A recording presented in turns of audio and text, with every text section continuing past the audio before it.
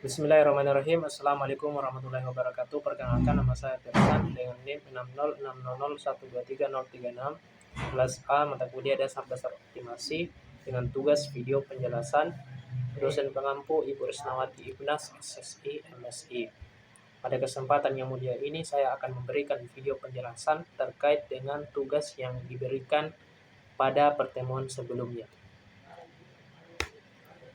Untuk soalnya yaitu di sini kita menentukan nilai optimal dari sebuah fungsi yang diberikan menggunakan metode simplex sederhana. Dengan menggunakan metode simplex.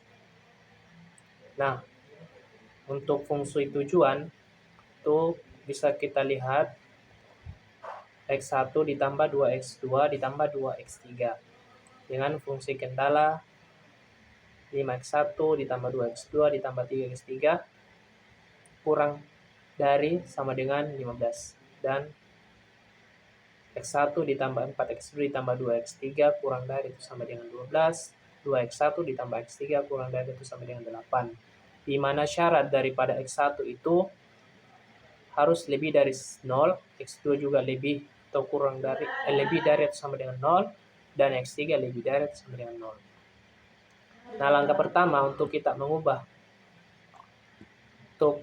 pertama pada menggunakan metode simplex ini itu adalah kita mengubah ke bentuk standar, di mana kita mengubah pertidaksamaan pada fungsi kendala menjadi persamaan dengan menambahkan variabel slack S1, S2, dan S3, sehingga fungsi kendalanya itu berubah menjadi, teman-teman bisa lihat ini. Dan fungsi objektif itu tetap atau fungsi tujuannya itu tetap X1 ditambah 2X2 ditambah 2X3. Nah, setelah kita mengubah ke bentuk standar, langkah selanjutnya itu kita membuat tabel awal simplex untuk iterasi 1, di mana kita masukkan semua nilai pada fungsi kendala baik X1, X2, X3, S1, S2, dan S3, dan hasil dari fungsi kendala itu sendiri, BI. Untuk kolom X1 itu kita masukkan nilai fungsi kendala pada baris S1, S2, dan S3 5120, X2 2400, X3 321, dan seterusnya. Nah, langkah selanjutnya itu adalah kita menentukan nilai pivot pada tabel iterasi. Pertama, kita tentukan baris kolom kunci, yaitu dengan melihat nilai negatif paling kecil pada baris CJ kurang ZJ. Di sini nilai yang paling negatif pada kecil itu adalah minus 2. Karena nilainya ada 2, maka kita pilih salah satunya saja. Maka saya pilih itu pada kolom X2. Selanjutnya kita tentukan kolom kunci. Kolom kunci itu kita melihat nilai pada rasio paling kecil. Di sini nilai paling kecilnya itu pada baris S2. Didapat dari hasil dibagi dengan nilai pada kolom kunci, yaitu 12 dibagi 4 sama dengan 3. Maka nilai pivotnya itu terletak pada 4. Selanjutnya kita mengubah nilai pivot ini menjadi 1 dan mengubah elemen-elemen pada pivot menjadi 0. Nah, untuk S2 kita mengubah nilai pivot menjadi 1 dengan mengalihkan 1/4. Jadi seluruh nilai pada baris S2 kita kalikan dengan 1/4.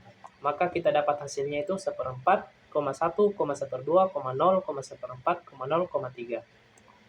Nah, selanjutnya kita mengubah elemen lain pada pivot menjadi 0. Untuk baris S1 itu kita ubah dengan cara S1 dikurang 2 kali S2 yang baru. Ya. Maka didapat hasilnya. Untuk prosesnya itu ada, teman-teman bisa lihat ini untuk baris 1 ini.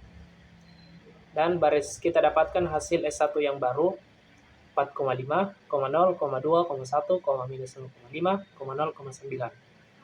Nah, untuk baris 3 itu tidak berubah. Kenapa? Karena nilainya sudah 0 pada pivot. Selanjutnya, kita ubah fungsi objektif pada elemen pivot jadi 0. Caranya itu adalah Z ditambah 2 kali nilai S2 yang baru. Maka untuk prosesnya ini, teman-teman bisa lihat. Dan nilai Z yang baru kita dapatkan minus 0,5, 0,1, 0,5, 0,6. Nah, sedikit informasi, proses yang dilakukan, proses untuk mengubah nilai pivot di 0 ini pada elemen pivot ini, itu disebut sebagai proses OB, operasi baris elementer. Nah, sehingga kita dapatkan tabel yang baru untuk iterasi selanjutnya, di mana nilai pivot pada kolom X2 tadi sudah berubah jadi 1 dan 0. Selanjutnya kita masukkan nilai-nilai pada S1, S2, dan S3 tadi sama Z itu ke dalam tabel yang baru, nilai-nilai yang didapatkan pada perhitungan sebelumnya. Nah, selanjutnya ketika sudah memasukkan semua nilai pada kolom X1, X2, X3, dan seterusnya, kita menentukan kembali nilai pivot pada tabel untuk iterasi selanjutnya. Kenapa dilanjutkan iterasi? Karena nilai Z itu masih ada yang bernilai negatif. Artinya tidak memenuhi syarat lebih dari sama dengan 0 pada syarat sebelumnya. Pada syarat pada fungsi kendali sebelumnya. Nah, untuk nilai pivot pada iterasi pada tabel ini itu kita menentukan kita menentukan baris kolom dan kolom kunci dan baris kunci. Untuk kolom kuncinya itu berada pada X3, di mana kita melihat nilai negatif terbesar, dan untuk baris kuncinya itu nilai positif terkecil, yaitu maka kita dapatkan baris kunci dan kolom kuncinya itu X3 sama S1. Sehingga nilai pivotnya itu berada pada nilai yang kedua. Nah, langkah selanjutnya itu langkah yang sama. Kita mengubah nilai pivot ini menjadi 1, dan elemen-elemen pada pivot kita ubah jadi 0.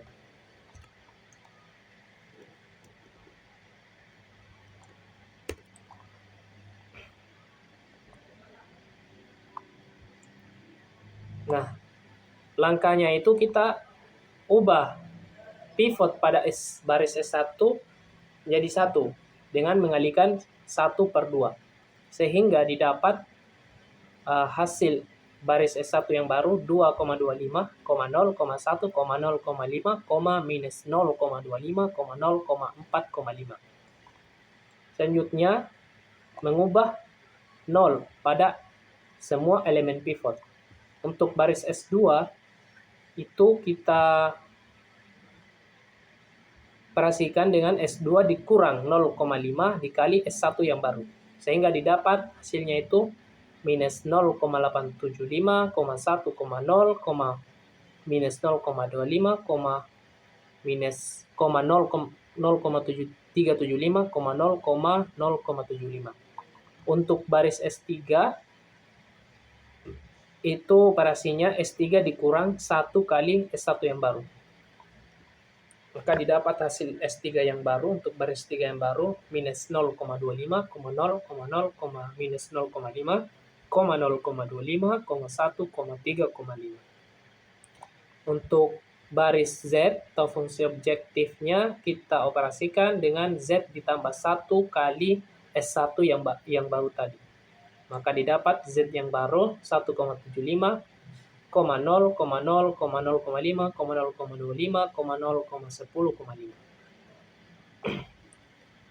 Sehingga kita mendapatkan, setelah itu kita buat tabel untuk iterasi yang kedua.